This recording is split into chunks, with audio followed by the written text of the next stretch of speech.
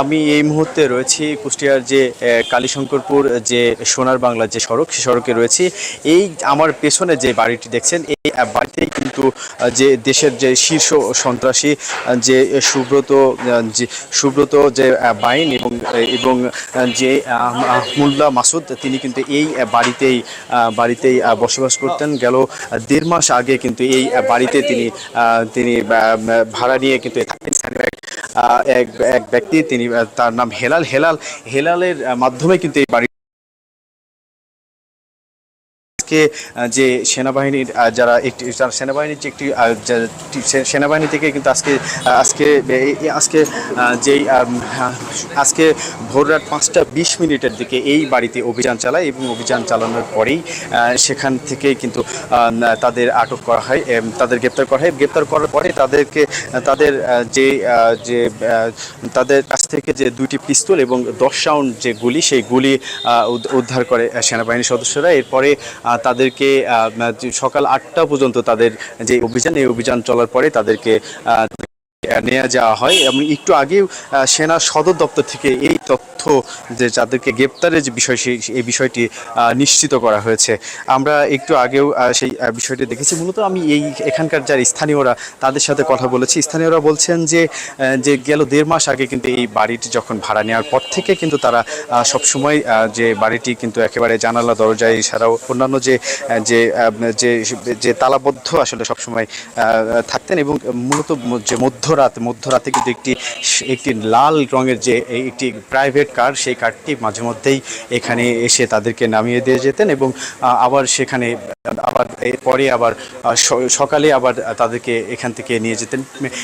প্রায় এরকম ঘটনা কিন্তু প্রতিদিনই আসলে ঘটতো বলে এখানকার যারা স্থানীয়রা তারা বলছে এই ঘটনার পরে আমি এখানে স্থানীয়দের সাথে কথা বলেছি। স্থানীয়রা একটি বেশ চাপা যে আতঙ্ক, সেই আতঙ্কের মধ্যে কিন্তু রয়েছেন। তারা সবসময় তারা বলছেন যে আমাদের বাড়ির পাশে যে শীর্ষ একজন সন্ত্রাসী এবং সেই সন্ত্রাসী যে এখানে বসবাস করতেন, এটি আসলে ভেবে তাদের মধ্যে একটি আতঙ্ক যে বিরাজ করছে। আমি এই বিষয়ে একটু কথা বলার চেষ্টা করব। এখানে স্থানীয় যে একজন এখানে এই বাড়িতেই তিনি দীর্ঘ সময় ধরে থাকেন।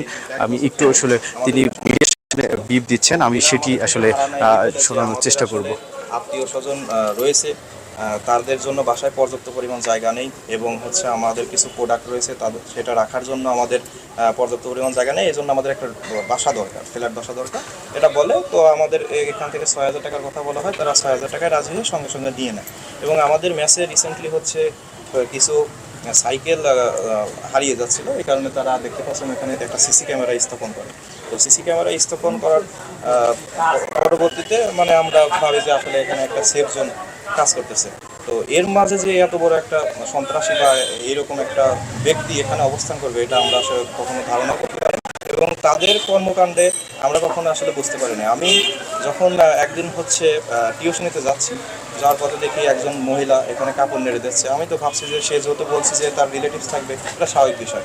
এবং যে 2জনকে গ্রেপ্তার করা হয়েছে তার মধ্যে একজনকে আমি একাধিকবার দেখেছি। তাকে আমি হচ্ছে এখানে কাপড় নেড়ে দেখছি, খাবার নিতে আসতে দেখছি, কিন্তু যে প্রধান তাকে আসলে কখনো দেখি নাই। তবে জুলকারনাইন সাইয়ের যে ফেসবুকে একটা পোস্ট করেছিলেন, ওনার ফেসবুকের যে ছোট দাড়ি এবং চিকন, প্রায় ওই রকমই তার গঠন। তাকে যখন নিয়ে যাওয়া হয় তখন আমরা দেখলাম ওই রকমই গঠন, শুধু হচ্ছে দাড়িটা একটু বড় হয়েছে, শরীরের দূরত্ব।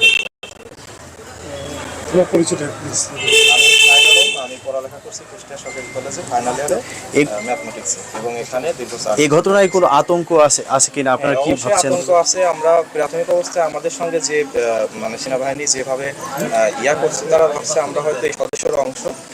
আমরা খুবই ভীত সন্তুষ্ট ছিলাম, পরে তারা খুবই সৌহার্দ্যপূর্ণ আচরণ করছে। তবে আমরা ভাবছি যেহেতু তিনি এত বড় একজন শীর্ষ সন্ত্রাসী, তাহলে তার অনেক সাঙ্গপাঙ্গ থাকতে পারে আশেপাশে ছড়িয়ে ছিটিয়ে।